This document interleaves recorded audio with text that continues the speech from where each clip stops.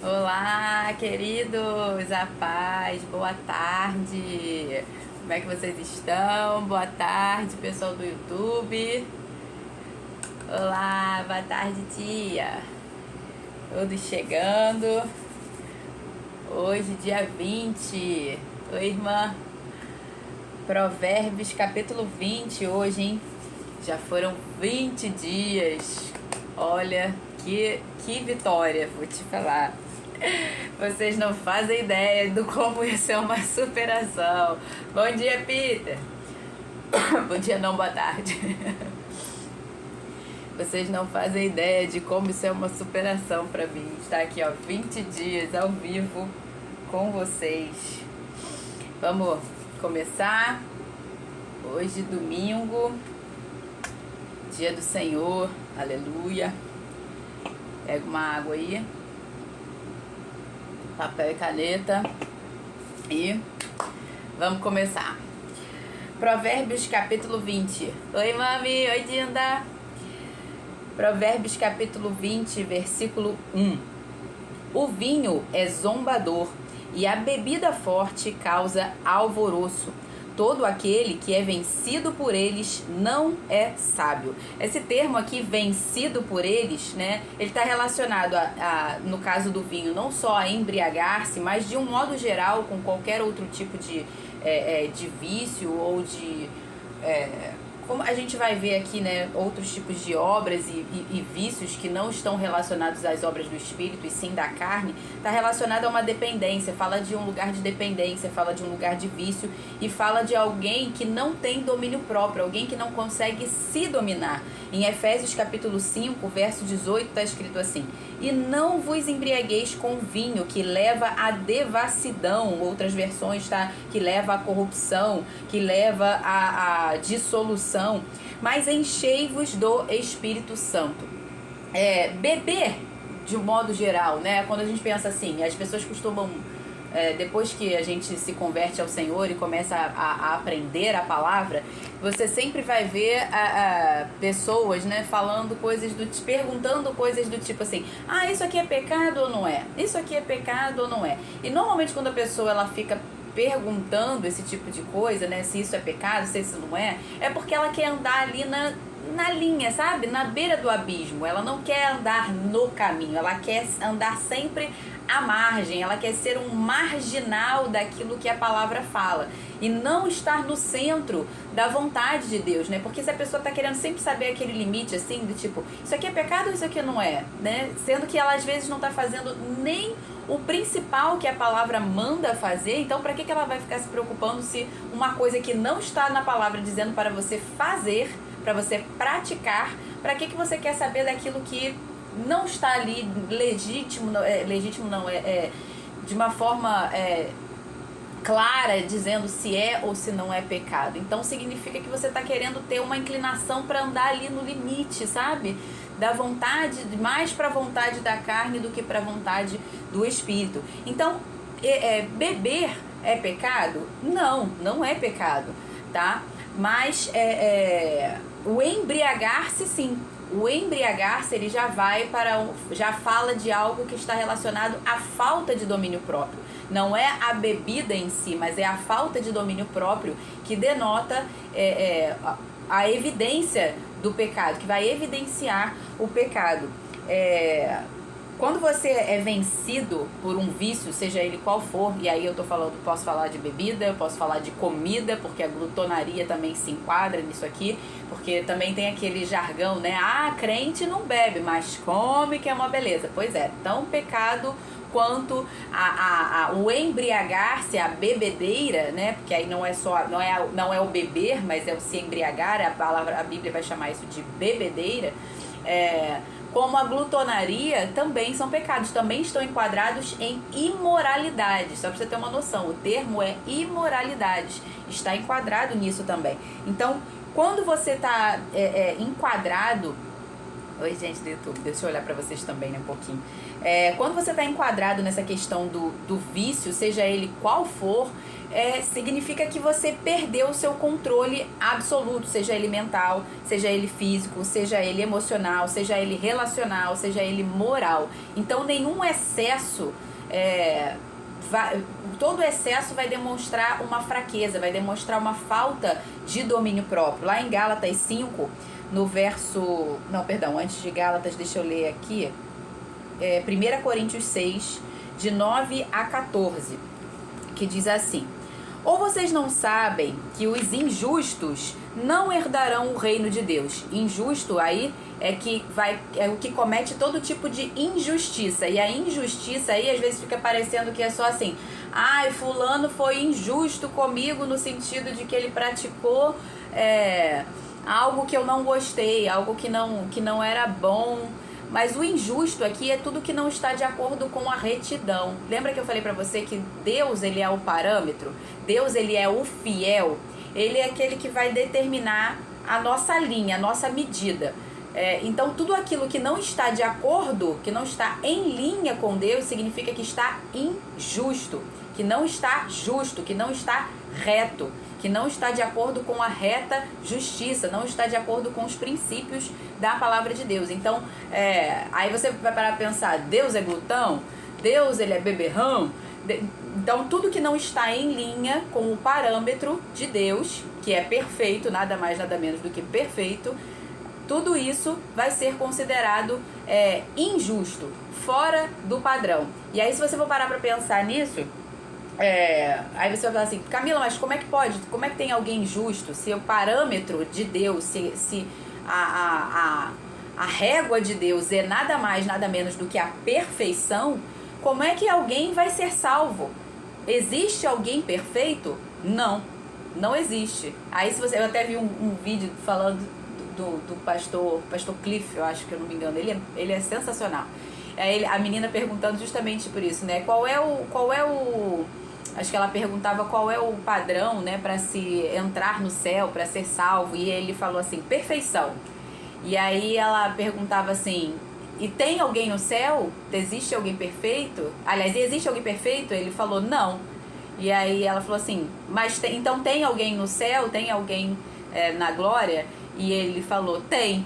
Aí ela ficou: ué, como? Se o padrão é perfeição, se não tem ninguém perfeito, como é que tem alguém na glória? E aí ele respondeu: graça. A palavra fala que nós somos salvos pela graça, mediante a fé. Então, quem cumpriu o padrão completo de justiça, de retidão, foi Jesus, não fomos nós. Nós não somos capazes de cumprir esse padrão completo, perfeito de justiça e de retidão. Somente o Senhor. Então, somente o Senhor Jesus. Então, quando nós depositamos a nossa confiança, a nossa fé nele, é ele quem nos justifica. Ele nos tornou justos pela graça. Não foi por algo que nós merecemos, por algo que nós fizemos por merecer, mas porque ele nos justificou. Entende? Então, a gente só consegue estar dentro desse parâmetro estabelecido por Deus, que é nada mais, nada menos que a perfeição, se nós estivermos em Cristo. Então, isso não significa que nós já somos perfeitos, mas que ele é perfeito e nós estamos enraizados nele, conectados nele. E com isso, nós vamos sendo aperfeiçoados de pouco a pouco, de glória em glória. Como? Exercitando esses frutos da justiça, exercitando o fruto do Espírito Santo. E um dos gominhos desse fruto do Espírito Santo, por exemplo, é o domínio próprio. Entende? Então nós vamos sendo exercitados pela justiça, exercitados pela santificação, exercitando a nossa salvação, desenvolvendo a nossa salvação com temor e tremor, tá? Então só para dar esse parâmetro aqui para você, e vou começar de novo aqui que eu tô lendo 1 Coríntios 6, de 9 a 14. Ou vocês não sabem que os injustos não herdarão o reino de Deus? Não se enganem, nem imorais, nem idólatras, nem adúlteros, nem efeminados, nem homossexuais, nem ladrões, nem avarentos, nem bêbados, nem maldizentes, nem roubadores herdarão o reino de Deus. Em outras versões, a palavra que eu acho que não é avarentos não. Eu sei que tem outra versão que tá glutões também. nem roubadores herdarão o reino de Deus. Ah, não é aqui não. Eu tô no lugar certo, gente? Eu queria. 1 Coríntios 6, 9 a 11. Tá certo, isso mesmo. Nem bêbados, nem maldizentes, nem roubadores herdarão o reino de Deus. Alguns de vocês eram assim, mas vocês foram lavados. Olha o que eu falei, né? Vocês foram lavados, vocês foram justificados. Vocês foram santificados e justificados no nome do Senhor Jesus Cristo e no Espírito do nosso Deus. Aí ele continua, versículo 12. Todas as coisas me são lícitas, mas nem todas convêm. Todas as coisas me são lícitas, mas eu não me deixarei dominar por nenhuma delas. E aí no verso 14 ele diz, o corpo não é para a imoralidade, mas para o Senhor, e o Senhor para o corpo. É isso? Isso mesmo. Gente, eu tô meio lenta hoje. Fui dormir tarde, acordei cedo. Tô meio lenta aqui, meio perdidinha, então tem paciência comigo hoje aqui no raciocínio. Então, quando ele está falando aqui de vencido por eles, nesse versículo que a gente está lendo de Provérbios capítulo 20, está falando disso, de pessoas que não se dominam. Por quê? Porque todas as coisas nos são lícitas. Então, quando não se trata de é pecado, não é pecado? Pecado beber? É pecado comer? Não, o pecado está nos excessos, porque denota, não porque por causa daquela ação em si, somente, mas porque denota uma falta do Espírito Santo. Denota que você evidencia que você não está andando no fruto do Espírito Santo, e um deles é o domínio próprio. Então isso vale para todas as áreas. Tudo que a gente viu aqui, né, em Gálatas 5, 16 a 25, outro exemplo aqui que eu vou dar, Gálatas 5, 16 a 25 diz assim: digo, porém, o seguinte: vivam no Espírito e jamais satisfarão os desejos da carne. Porque a carne luta contra o Espírito e o Espírito luta contra a carne, porque são opostos entre si, para que vocês não façam o que querem. Para que vocês não façam o que querem. O que querem. É isso mesmo, gente. Eu tô lendo certo, tá certo, para que vocês não façam o que querem. Mas se são guiados pelo Espírito, vocês não estão debaixo da lei. Ora, as obras da carne são conhecidas e são imoralidade sexual, impureza, libertinagem, idolatria, feitiçarias, inimizades, rixas, ciúmes, iras, discórdias, divisões, facções, invejas, bebedeiras, glutonarias, outras versões vai estar orgias e coisas semelhantes a estas. Vos declaro a vocês, como antes já os preveni, que os que praticam tais coisas não herdarão o reino de Deus. Mas o fruto do Espírito é amor, alegria, paz, longanimidade, benignidade, bondade, fidelidade, mansidão, domínio próprio. Contra estas coisas não há lei. E os que são de Cristo já crucificaram a carne com suas paixões e seus desejos. Se vivemos no Espírito, andemos também no Espírito. Então, perceba que, na verdade, o que ele está falando aqui, ele fala, né? E coisas semelhantes a essa. Ele citou uma lista de obras da carne e depois ele fala assim, e coisas semelhantes a essa. Porque esse e coisas semelhantes a essa significa que ele não esgotou a lista ali, que existem mais coisas. Por exemplo, no nosso contexto, coisas que não existiam no contexto deles, mas que existem no nosso contexto, nos nossos tempos, que também são obras que estão relacionadas a essa mesma raiz dessas obras da carne, mas que naquela época não existia e que para nós hoje é tão pecado quanto. Vou dar alguns exemplos aqui, ó. Não sei se eu posso falar esse termo. Vou botar atos libidinosos digitais. Você já vai lembrar o que era, né? Quando eu queria falar sobre grafia, tá? Só pra você saber, porque eu não sei se eu posso citar aqui e de repente derrubar essa live, não hoje, mas futuramente. Então, atos libidinosos digitais é um exemplo. Drogas, vícios digitais de toda espécie, né? Às vezes a pessoa é viciada nas redes sociais, então tá passando muito tempo ali nas redes sociais, mais do que deveria. Isso também é prejudicial, também vai denotar falta de domínio próprio. Que mais? Jogos de azar, hoje em dia está um perigo ainda maior, né? Por essa questão aí dos tigrinhos da vida. Isso tá matando muita gente e ainda vai vir coisa muito pior por aí, as consequências disso, gente. Isso destrói famílias, isso destrói a vida da pessoa, são vícios. Tudo que você vê relacionado a repetição, prazer e intensidade. Junta esses três fatores: repetição, prazer e intensidade. Isso aí tá configurado o vício. Isso está configurado o vício. Repetição, grava bem isso. Repetição, prazer e intensidade. Tudo que está em excesso, tudo que você faz repetidamente, sem controle, e tudo que você faz relacionado e esses dois itens mais relacionados a coisas que te dão prazer, que vão dar prazer à sua carne.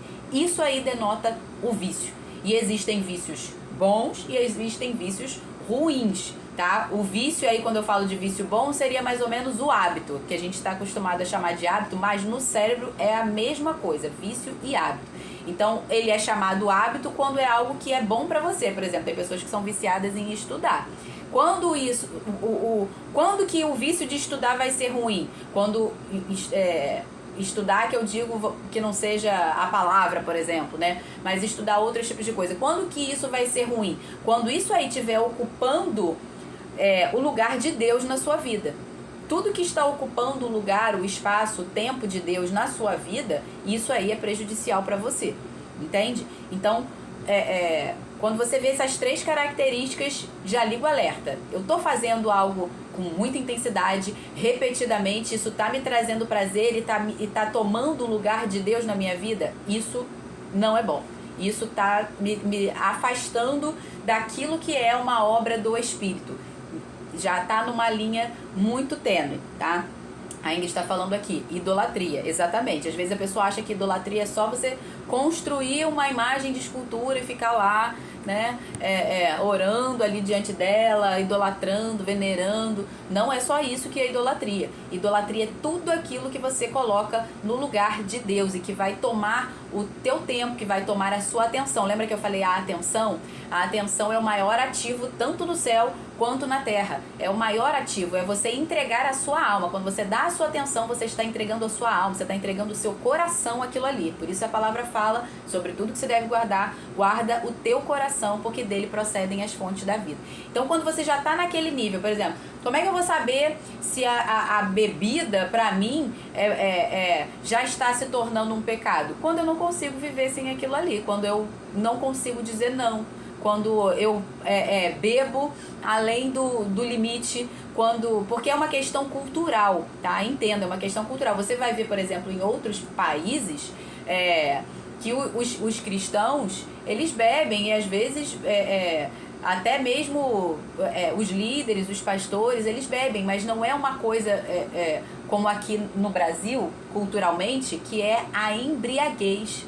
Aqui no Brasil a gente tem uma situação que é de escravidão de mente. Esse é um contexto de mente escrava. Aqui no Brasil a nossa mentalidade propositadamente está sendo treinada, está sendo doutrinada. Como é que a gente fala isso quando é com cachorro? Pra treinar, não, domada. É mais ou menos isso, né? Está sendo domada, domesticada, está sendo doutrinada para sermos escravos. E isso é muito grave. Então, por essa mentalidade escrava que nós temos, nós é muita gente, né? Isso, adestrado. Obrigada, irmã, estava tentando lembrar essa palavra. Nós estamos sendo adestrados, o nosso povo está sendo adestrado pela ignorância, pela falta de conhecimento, para sermos escravos, para sermos dominados, e isso é muito ruim. E como é que a gente faz para treinar uma mente a ser dominada? A gente entrega ela a vícios e prazeres exagerados. É a cultura do pão e circo. A gente vai entregar eles a prazeres, a distrações, para que eles fiquem acostumados com prazeres imediatos, ou seja, eles não se dominam. E quem não se domina vai ser dominado. Quem não se governa vai ser governado. Então, se você não consegue dominar a sua carne, se você não consegue dominar os seus desejos, você vai ser dominado. E em outras culturas não é assim, não é dessa forma. Então, você vai ver em outras culturas que os cristãos, eles bebem, mas o consumo da bebida vai ser... eu vou beber aqui uma taça de vinho. Aqui, hoje vai ter um almoço especial e eu vou beber uma taça de vinho. Ponto. Só que aqui no Brasil, o que acontece? Embriaguez. Se vai beber, bebe muito. E eu não tô falando aqui só de bebida alcoólica, não. E eu não tô falando aqui, tô falando aqui de comida, eu tô falando aqui de refrigerante, eu tô falando aqui de tudo que faz mal. É uma cultura de tudo em excesso, entende? É uma cultura de não se dominar.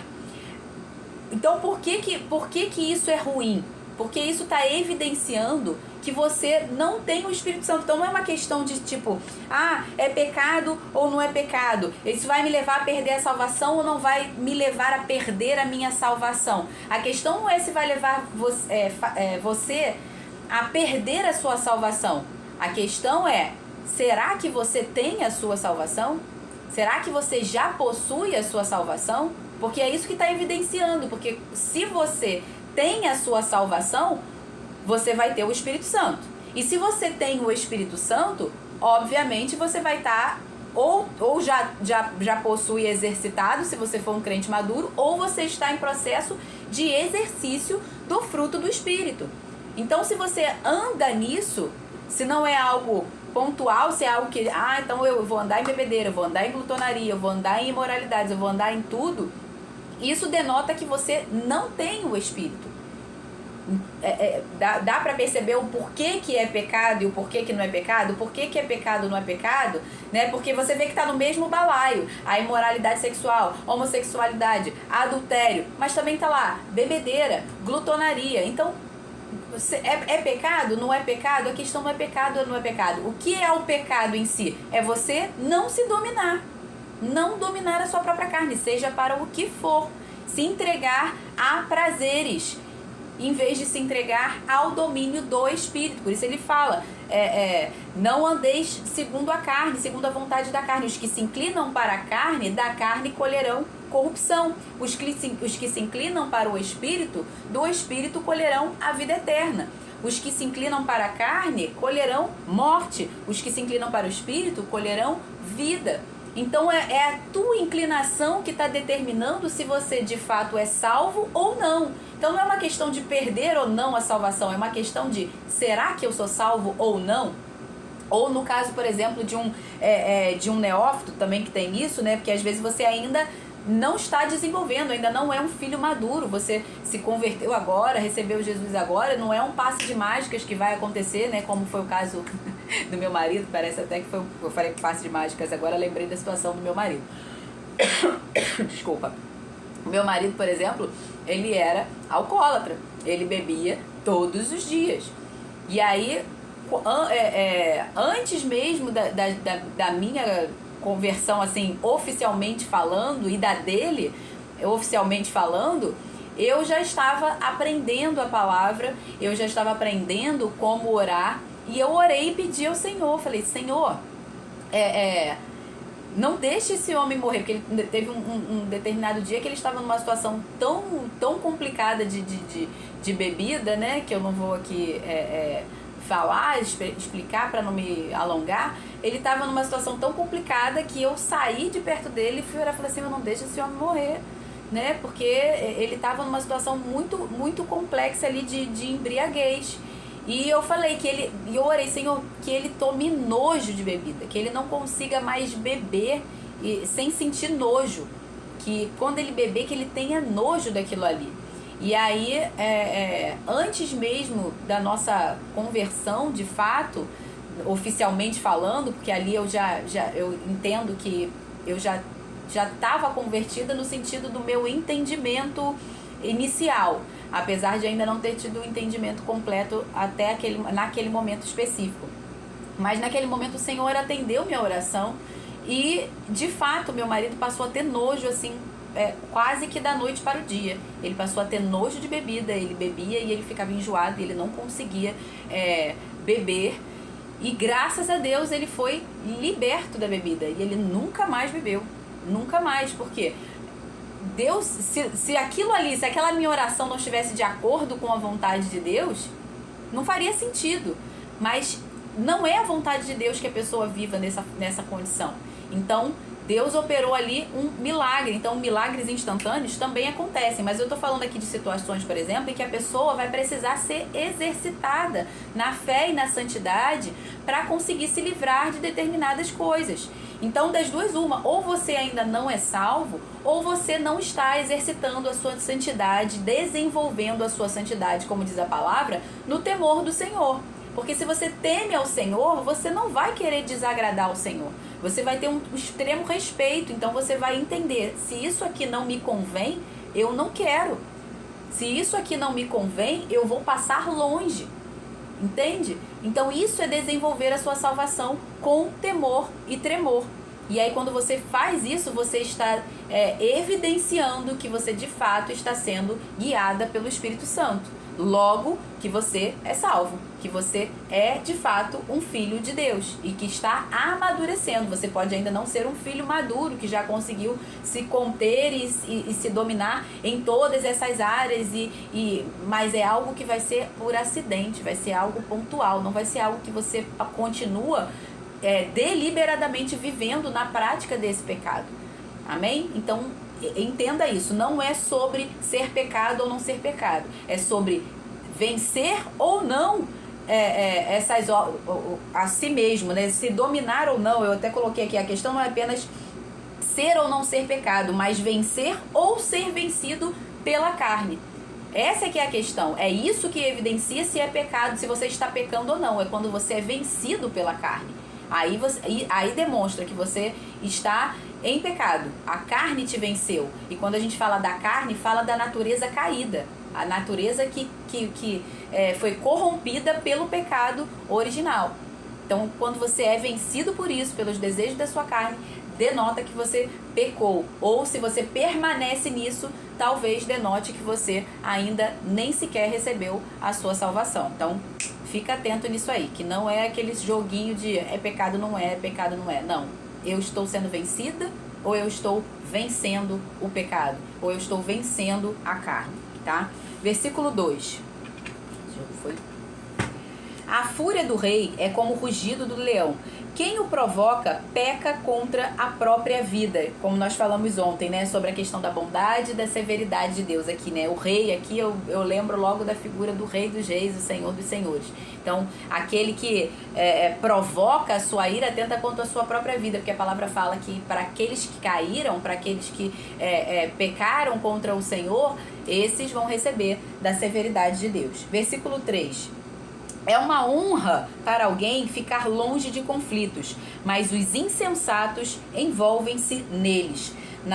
Em outra versão diz assim: honroso é para o homem o desviar-se de questões alheias, mas todo tolo se intromete nelas. O tolo, ele é contencioso, ele se mete em contenda ou ele provoca contenda, é fofoqueiro, é intrometido. É disso aqui que está falando. E a palavra fala que Deus abomina o contencioso, Deus abomina aquele que semeia contenda entre os irmãos. Então é uma honra ficar longe disso, longe de fofoca, longe de se intrometer na vida dos outros, de semear contenda. É uma honra ficar bem longe disso. Versículo 4. O preguiçoso não ara as terras porque é inverno. Por isso, no tempo da colheita, procura e não encontra nada. É o preguiçoso, é o tolo. E o contrário disso também é verdade, né? Se você for colocar aqui, em outras palavras, né, inverter, você pode botar assim: o diligente ara as suas terras até no inverno. Por isso, no tempo da colheita, procurará e encontrará tudo. Olha como é que você consegue entender que até você aprende tanto com o literal aqui, quanto com o contrário. Então, é o teu conselho aqui: seja diligente. Continue semeando, independente da época que seja, que você vai ter colheita em abundância o ano todo. Versículo 5. Os propósitos do coração humano são como águas profundas, mas quem é inteligente sabe como trazê-los à tona. Então, só quem busca a sabedoria, só quem busca a profundidade, aqueles que não permanecem no raso, é que vão conseguir identificar a sua identidade, o seu propósito. Aqueles que permanecem no raso, aqueles que não buscam a sabedoria, aqueles que são tolos, aqueles que não querem buscar a verdade, esses continuam sem entender a sua identidade, eles não sabem quem eles são em Cristo e eles não sabem qual é o seu propósito. Ou ainda pior, ainda nem sequer conheceram a Cristo de fato e permanecem escravos do diabo. São filhos, porque Deus já deu essa bênção a eles, mas eles ainda não receberam isso e permanecem como escravos. Versículo 6.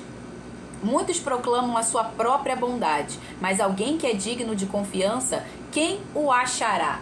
Quem o achará? Alguém que é digno de confiança. A palavra fala que pelos frutos nós conhecemos. A árvore, ela é conhecida pelos seus frutos. Então a gente consegue identificar quem é digno de confiança pelos frutos. Lembra que a gente acabou de falar aqui com relação aos frutos do Espírito. Se uma pessoa não se domina, essa pessoa não é digna de confiança, porque se nem ela mesma se domina, se nem ela mesma pode confiar nela, como é que eu vou confiar? Perceba por que é importante essa questão de você ser exercitado na prática da justiça e exercitar o fruto do Espírito na sua vida. Porque se nem você mesmo se domina, se nem você pode confiar em si mesmo, no sentido de que, quando eu vi, já foi, já fiz, já era. Se nem você mesmo pode confiar em você e você está sempre chafurdado ali na lama do pecado, como é que alguém vai confiar em você? Você não é digno de confiança, porque nem você confia em si mesmo. Entende? Versículo 7. O justo anda na sua integridade. Felizes são os seus filhos depois dele. Olha aqui, ó, o justo, ele anda na integridade, ou seja, ele ensina os seus filhos no caminho. O justo não ensina os seus filhos, ele não apenas fala sobre integridade, mas ele anda na integridade, ele anda no caminho. Então, por isso, os seus filhos depois dele serão felizes, ele será bem sucedido por causa disso. Versículo 8. Quando o rei se assenta no trono para julgar com os seus olhos, dispersa todo o mal. Esse dispersa todo o mal aqui é no sentido de discernir. E por ele discernir, todo o mal vai ser exposto, vai ser evidenciado. E aí o mal vai dispersar, entende? Porque ele discerne todas as coisas. Então, quando alguém quando alguém de fato é um rei segundo Deus, porque a palavra fala que ele nos tornou reis e sacerdote. Então todos nós precisamos andar em discernimento, ter o discernimento para julgar todas as coisas. E quando a gente julga todas as coisas, a gente vai ter essa visão mais ampla, discernir tudo e fazer com que esse mal se dissipe. A gente vai trazer luz para aquilo ali. O dissipar esse mal é no sentido de trazer luz para aquilo que estava em trevas. Nada vai ficar em oculto. Tudo aquilo que estava em oculto vai ser revelado. Então nós, como reis e sacerdotes, devemos andar dessa forma. Toda vez que está falando aqui do rei, a gente tem que trazer isso para nós, porque nós que estamos em Cristo somos reis e sacerdotes, segundo a palavra de Deus diz. Então nós temos que andar nesse conceito aqui. No versículo 9. Quem pode dizer, purifiquei o meu coração, estou limpo do meu pecado? Quem? O justo. Aleluia! O justo pode dizer isso. O justo pode dizer, purifiquei o meu coração, estou limpo do meu pecado. Porque somente o justo é aquele que se purificou em Cristo. Cristo é a própria palavra de Deus. E a palavra fala que nós somos limpos, nós somos purificados pela palavra de Deus. É ela que é a água que nos lava, que nos limpa e que nos purifica. Então o justo pode dizer isso. O justo aquele que recebeu a Cristo como Senhor e Salvador, não por mérito dele é que ele está limpo, mas por mérito de Cristo. Lembra que eu falei aqui com relação a aquilo que a palavra diz com relação à justiça? Deus é a perfeita justiça. Deus é perfeito. E Jesus foi o único que pôde cumprir toda essa perfeita justiça. Então, nós que estamos nele podemos dizer, nós fomos justificados, nós fomos purificados, nós fomos limpos, nós fomos santificados. Somente o justo pode dizer isso, tá? Versículo 10. O Senhor detesta... Desculpa. O Senhor detesta... Tô aonde? Preciso de um óculos. Oh, Jesus. O Senhor... Versículo 10. O Senhor detesta o uso de 2 pesos e 2 medidas. Ele detesta tanto uma coisa quanto a outra. Na versão NBV está escrito assim: o Senhor detesta a desonestidade e a mentira. Mas ele está falando aqui não só da desonestidade e da mentira, mas ele está falando de parcialidade no julgar. Deus não gosta de parcialidade no julgar. O nosso julgamento tem que ser imparcial, ok? Versículo 11. Até a criança se dá a conhecer pelas suas ações, se o que faz é puro e é reto. Mais uma vez, pelos frutos conhecereis. A boca fala daquilo que está cheio o coração. Isso vale para a criança como vale para qualquer um, porque ele está falando assim, até a criança se dá a conhecer. Ou seja, quanto mais nós, os adultos, se até a criança você consegue identificar pelas suas atitudes, pelos seus frutos, pelas suas palavras, se aquilo que ela está dizendo ali é puro ou não, é reto ou não, quanto mais a nós. Então, tudo está exposto. Não adianta você dizer assim, quem é você para me julgar? Como eu já falei aqui em outros dias. Quem é você para me julgar? Eu sou um justo que tem discernimento. E o discernimento vai discernir, vendo o que está nas suas ações e o que está saindo pela sua boca, se o que você está fazendo é reto ou não. Entendeu? A própria palavra nos ensina a julgar segundo a reta justiça. É discernir todas as coisas. E quando nós discernimos todas as coisas, nós temos esse entendimento, a palavra fala que nós não seremos julgados por ninguém, porque nós vamos discernir também a nós mesmos, nós vamos julgar em primeiro lugar a nós mesmos. Primeiro nós vamos tirar a nossa trave do olho, para depois olhar o cisco do olho do irmão, entendeu? Então, dá para conhecer o coração de qualquer um por aquilo que sai da boca, pelas suas ações.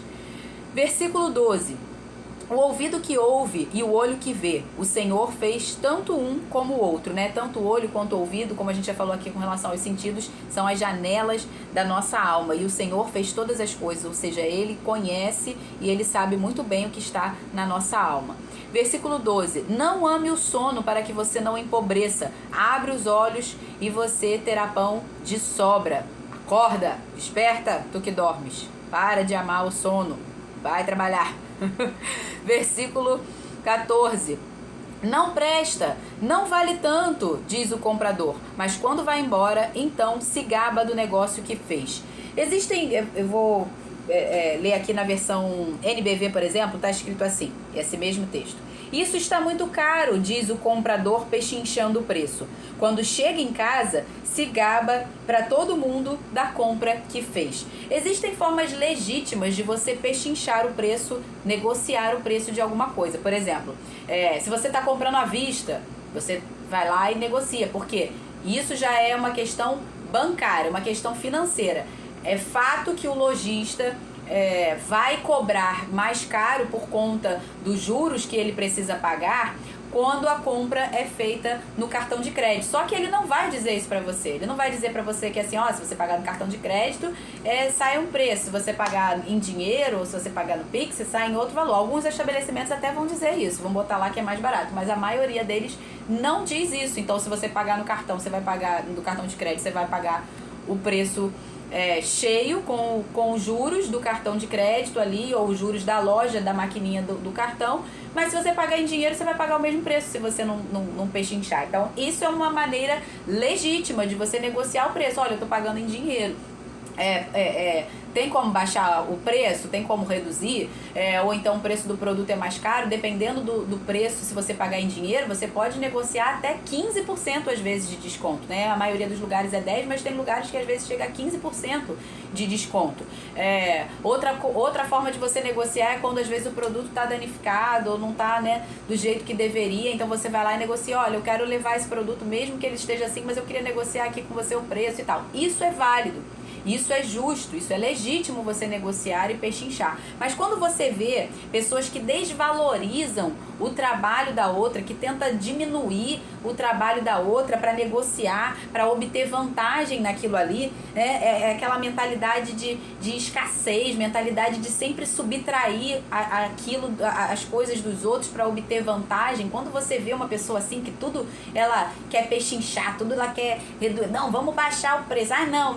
Quando você vê isso, a pessoa está desvalorizando o trabalho, o serviço do outro, ela está querendo, é uma defraudação, É uma defraudação, esse é o termo, defraudação. Ela está tentando defraudar o outro naquilo que é justo, que é legítimo que aquela pessoa receba, porque a palavra fala que o trabalhador é digno do seu salário.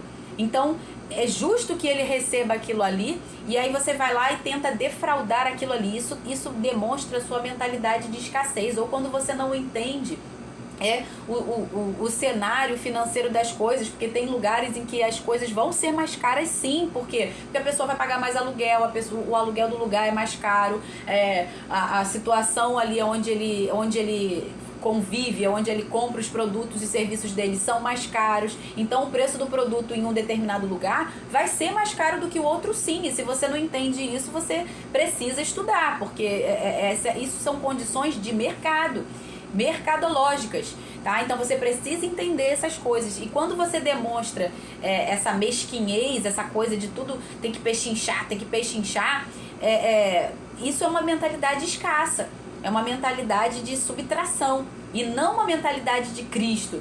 Cristo, ele tinha a mentalidade de multiplicar. Cristo não dividiu, como as pessoas dizem, né? Ah, mas ele repartiu os pães e os peixes. Não, ele não repartiu, ele multiplicou. Então, nem o de divisão. Divisão é mentalidade comunista, tá? A mentalidade de Cristo é uma mentalidade de exponencialidade, uma mentalidade de multiplicação. Cristo multiplicou, ele não dividiu, ok? Então, essa deve ser a nossa mentalidade, de multiplicar. E como é que a gente faz isso? A gente multiplica os recursos para a gente não ter que defraudar ninguém. Sempre multiplique os seus recursos, sempre seja uma pessoa abundante, exponencial naquilo que você faz, nos seus recursos, com inteligência, com sabedoria, para que você ganhe cada vez mais, que faça obtenha os seus descontos de maneira lícita, como eu expliquei aqui que existem as formas lícitas, e os custos que você vai ter, os serviços que você vai comprar, não vão te afetar em nada. Você vai poder pagar o preço justo daquela pessoa ali sem que isso te afete. Você vai poder honrar aquela pessoa ali no serviço e no trabalho dela sem que isso te afete. Mas quando a sua mentalidade é escassa, é uma mentalidade de miséria, você acha que todo mundo está querendo tomar as coisas de você. Por quê? Porque até você está tomando de você mesmo. Você é o seu primeiro devorador. Quando você é preguiçoso e não faz o que você precisa fazer, você está se devorando. Quando você é procrastinador, você está se devorando. Quando você não busca sabedoria, você está se devorando. Então você acha que todo mundo está te devorando, está todo mundo querendo tomar o que é seu, mas não é. Você em primeiro lugar, sua mente já é, como a palavra fala que a gente viu em outros versículos aqui, você já é irmão do devorador, irmão do desperdiçador. É você mesmo que já está sendo um desperdício. Entende? Porque você não tem a mentalidade de multiplicar, você tem a mentalidade só de retirar, de extrair dos outros, de tomar do que é dos outros, de consumir. Sempre comendo a semente, não multiplicando a semente. Então, a sua mentalidade já faz você se relacionar com as outras pessoas da mesma forma que você se relaciona com você mesmo. Porque você mesmo se defrauda, você mesmo se boicota, você se sabota. Então você acha que todo mundo está querendo fazer a mesma coisa, mas não é. Então cada um está sendo responsável pela multiplicação dos seus recursos, trabalhando e fazendo aquilo que é justo e recebendo por isso, enriquecendo por isso, prosperando por isso, enquanto você, em vez de estar prosperando, está querendo tirar do outro aquilo que é dele, desonrando o outro, tirando o mérito do outro.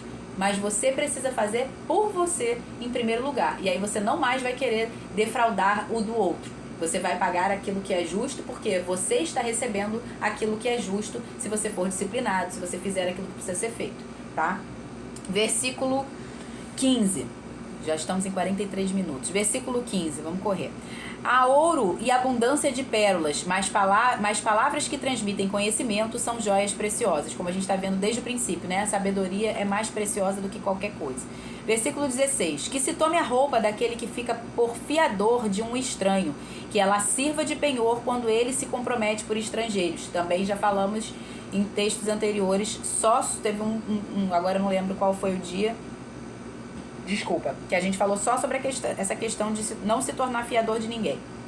Verso 17. O pão que se ganha com fraude pode ser gostoso, mas depois a boca se enche de areia. De novo, que a gente acabou de ver aqui no verso 14. Defraudação.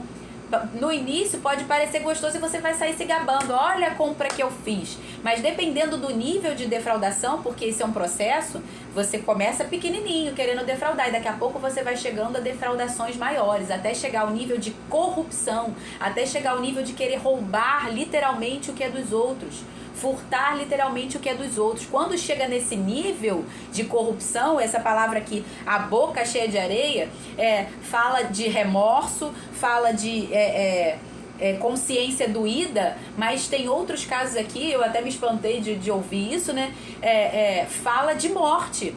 Fala de morte. Talvez você não tenha nunca ouvido falar esse termo boca cheia de areia, exceto se você conhece a Bíblia, mas talvez você já tenha ouvido o termo amanhecer com a boca cheia de formiga. Né? Talvez se você, né, conhece aí as gírias aí das quebradas da vida, você provavelmente já deve ter ouvido assim: fulano amanheceu com a boca cheia de formiga, ou seja, fulano amanheceu morto, né? A boca cheia de areia é o mesmo contexto, boca cheia de terra é o mesmo contexto. A pessoa vai amanhecer o quê? De 7 palmos debaixo da terra, amanhecer morto, porque vai chegar num nível de defraudação tão grande que vai expandindo, é um abismo chamando outro abismo. Então hoje você está só defraudando o que é do outro no sentido de desvalorizar, mas conforme você vai desvalorizando o que é do outro, você acha normal tirar aquilo dele. Haja visto que temos hoje no poder, governando, que se tornou comum a bandidolatria, a corrupção, entende? Porque vai sendo de abismo em abismo, até que se institucionaliza o banditismo, institucionaliza-se a corrupção. Ela fica uma coisa institucionalizada, ou seja, é legal, é permitido. Lá no Canadá, por exemplo, é permitido por lei, por conta do governo que se estabeleceu lá, injusto, é permitido por lei roubar, que não é mais chamado roubar, até $900. A pessoa pode entrar em qualquer lugar, em qualquer estabelecimento e chegar lá, até $900 não é considerado mais roubo. Olha que desgraça! Olha que desgraça! Se institucionalizou o pecado, que a palavra fala para que você nem cobice o que é dos outros, quanto mais tomar o que é dos outros. Entendeu? E aí se tornou institucionalizado você tomar a propriedade do outro, tomar uma propriedade privada, seja ela, pode ser um marca-texto, isso aqui é da Camila, eu não vou cobiçar o que é da Camila e eu não vou furtar o que é da Camila, não vou tomar o que é dela, mas pode ser um carro, pode ser uma casa, pode ser seus bens, todos, é um processo. Você começa com a sua mente sendo defraudada, corrompida, e você não percebe que pouco a pouco a sua mente vai começando a chamar o mal de bem e o bem de mal. Porque assim, não é bem, que tem? Você está exagerando, não é nada disso. É um processo. Da mesma forma que a santificação é um processo, a corrupção, se você não estiver lutando contra ela, primeiro, ela já está institucionalizada na sua carne. Já começa por aí. A gente já nasce, né, com a natureza corrompida, a natureza adâmica. Então, se você não cuida de fazer o processo inverso, é ladeira abaixo, é só daí para pior, tá? Versículo 17, né? Foi o que eu li agora? Parei no 17. Isso. Versículo 18. Os planos são estabelecidos mediante os conselhos. Faça a guerra com prudência, né? A palavra fala, por exemplo, qual é o general, qual é aquele que é o responsável pelo exército, que vai a uma guerra sem antes calcular se ele tem condições de enfrentar o exército alheio. Ou quem é que vai construir algum edifício sem antes discernir e ter noção se o que ele tem, os recursos que ele tem, vai ser suficiente para ele acabar essa construção.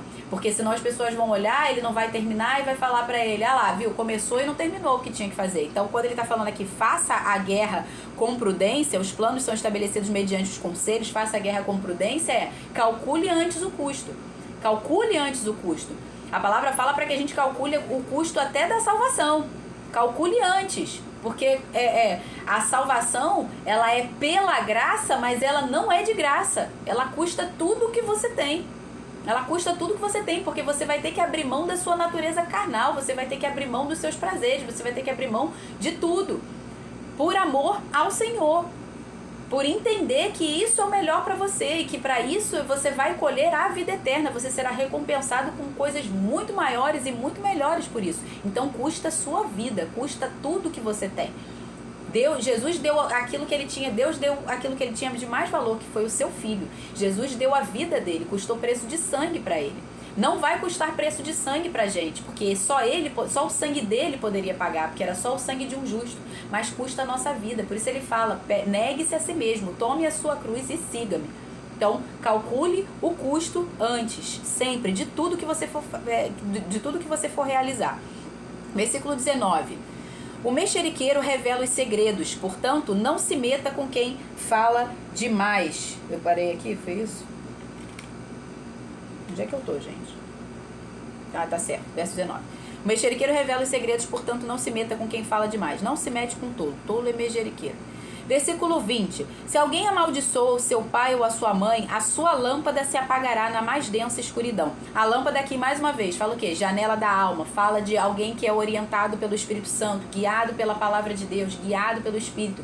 Fala de mentalidade. Então, alguém que não honra o seu pai e a sua mãe, a palavra, o que está dizendo aqui é, você vai ficar desorientado. Você vai ficar sem a orientação do seu Espírito Santo, porque você está desonrando a Deus também. Você não está desonrando só o seu pai e a sua mãe, você está desonrando ao Senhor. Então não espere que o Espírito Santo vai te guiar. Se você está fazendo com que o Espírito Santo seja abafado, porque é ele que manda, o primeiro mandamento com promessa é honra o teu pai e a tua mãe. Então quando você amaldiçoa o seu pai e a sua mãe, você vai ficar desorientado, você vai ficar sem sabedoria, nas mais densas trevas. Escuridão. Então isso é muito sério. Honre o seu pai e a sua mãe para que você não perca a orientação do Espírito Santo, para que você não abafe o Espírito Santo a tal ponto que ele já não te oriente mais, tá? Isso é muito grave. Versículo 21. A posse antecipada de uma herança, no fim, não será abençoada. Por quê? Porque ele vai desperdiçar. Lembra que a gente falou que o filho imaturo, o filho que ainda não chegou no tempo certo da maturidade, ele nada difere do escravo, então ele vai desperdiçar tudo, tá? Versículo, como fez o filho pródigo, por exemplo. Versículo 22. Não diga, vou me vingar do mal. Espere no Senhor e ele livrará. O Senhor é o vingador. Aquilo que o homem semear, vai colher. Então tudo que você plantou, vai vingar, a semente vai vingar, vai frutificar, seja para o bem, seja para o mal. O Senhor, ele é o vingador. Versículo 23. O Senhor detesta o uso de dois pesos e uma balança desonesta não é boa, né? Mais uma vez aqui falando de imparcialidade no julgar. Versículo 24. Os passos de cada pessoa são dirigidos pelo Senhor. Como poderá alguém entender o seu próprio caminho? O justo entende o seu caminho. O justo entende que Jesus é o caminho. Então ele entendeu isso, ele entende o seu próprio caminho. Em Provérbios capítulo 14, versículo 8 diz assim: a sabedoria do prudente, na parte A, a sabedoria do prudente é entender o seu próprio caminho. E prudente, como a gente já viu, é o quê? É aquele que ouve a palavra e pratica. Então o justo, ele consegue entender o seu próprio caminho, porque ele sabe que o caminho é Cristo e ele está seguindo o caminho. Versículo 25. Hoje provavelmente não vai dar nem para orar no final, gente, de novo, que já vai acabar a live em 1 hora. É uma armadilha dizer precipitadamente, isto é santo, e só refletir depois de fazer o voto. Versículo 26. O rei sábio peneira os maus e faz passar sobre eles a roda. Versículo 27. O espírito do ser humano é a lâmpada do Senhor, a qual examina o mais profundo do seu ser. Esses 3 versículos aqui falam de discernimento, tá? Tanto o versículo 25, né, dizer precipitadamente, isso é santo, e só depois fazer o voto, precisa de discernimento para que você diga algo, que se algo é bom, se não é, se é santo, se não é, e fazer o voto sem refletir denota falta de discernimento e sabedoria. O rei sábio peneira os maus e faz passar sobre eles a roda. Peneirar aqui também está falando de discernir. Ele vai discernir quem são os maus e vai castigar aqueles que são maus. E o versículo 27, o espírito do ser humano é a lâmpada do Senhor, o qual examina o mais profundo do ser. Também fala de discernimento. Versículo 28. Bondade e fidelidade preservam o rei. É com bondade que ele sustém o seu trono. Lembra que a gente falou? Não existe rei sem povo, tá? Se o rei não for justo, se o rei não for bom, o povo vai destituir esse rei, a menos que seja no comunismo. No comunismo, o povo não consegue mais destituir o rei depois que ele entra, tá? Hashtag fica a dica. Versículo 29. Depois que ele aparelhou tudo, ele não vai ser mais tirado. Temos exemplo na Venezuela, por exemplo. Tá lá, todo mundo perdeu a eleição e quem é que tira ele de lá agora? Ninguém. Versículo 29. A glória dos jovens é a sua força, e a beleza dos velhos são os seus cabelos brancos, né? Força e experiência. Versículo 30. Os vergões das feridas purificam do mal, e os açoites limpam o mais íntimo do corpo. Então aí tá falando de quê? De castigo, de correção para a purificação. Quando a palavra fala que ele nos açoita para o nosso bem, para a nossa correção, é porque o sofrimento, a tristeza, segundo Deus e não segundo esse mundo, vai produzir bons frutos. Já desse mundo não vai produzir nada de bom, tá? É disso que está falando aqui. Então é essa correção que vai purificar o caráter, tá? É isso, gente. Finalizamos mais um, vamos orar rapidinho, ainda temos mais 4 minutinhos, 5 minutinhos aqui. Pai, muito obrigado, Senhor, obrigada por esse dia maravilhoso que o Senhor preparou para nós, obrigada pela tua maravilhosa palavra, obrigado, Senhor, porque o Senhor renovou a tua misericórdia sobre as nossas vidas nessa manhã, obrigada porque o Senhor nos fez escolher a boa parte e estar aqui ouvindo a tua palavra, estudando a tua palavra, obrigada, meu Deus, obrigada porque o Senhor nos ensina, Pai, a andarmos no Espírito e jamais satisfazermos as concupiscências da carne, Senhor. Pai, que nenhum de nós aqui venha a ser tolo, Pai, e andar inclinado para a carne, Senhor, seja na bebedeira, seja na glutonaria, seja em imoralidades de toda ordem. Pai, em nome de Jesus, que nós entendamos, Pai, que nem todas as coisas convêm, Pai. Ainda que muitas coisas sejam lícitas, segundo este mundo, nem todas elas convêm, Senhor, segundo o Senhor. E a nós importa andar de acordo com o Senhor e não de acordo com este mundo. Então, ainda que queiram legalizar drogas, ainda que muitas coisas erradas sejam lícitas segundo a lei deste mundo, segundo o sistema desse mundo, elas não são lícitas para o Senhor, elas não convêm aos santos. E nós precisamos discernir isso, Pai, para que não sejamos tolos, para não andarmos em coisas que não nos edificam, em coisas que nos corrompem, coisas que nos tiram o nosso governo, Pai, e que vão nos tornar escravos nesse mundo, Senhor. Em nome de Jesus, nos dê sabedoria, Pai, que cada um de nós saiba andar em domínio próprio, em longanimidade, em mansidão, Senhor.